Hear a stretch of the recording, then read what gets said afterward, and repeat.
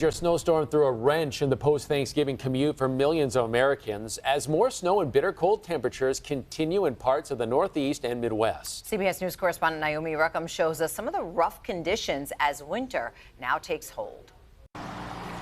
Several feet of snow blanketed parts of the country this Thanksgiving weekend, complicating an already congested commute for millions. Let's just say I had to plow my own driveway with my car, but maybe like 24 inches. It's up there. My other cars are all glued in. Nearly 2 feet fell in parts of Ohio, Michigan, and New York, with snow falling as fast as 3 inches an hour in some spots. In Buffalo, die-hard Bills fans braved the storm for their team, despite some saying it was the worst game day snow they'd ever seen. We take a lot of pride in coming out and dealing with the elements.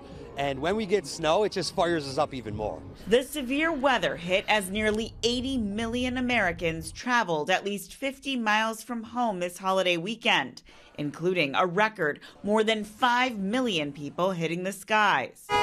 Outside D.C.'s Ronald Reagan Washington National Airport, traffic backed up for nearly a mile. Some travelers waited 2 hours, bumper to bumper.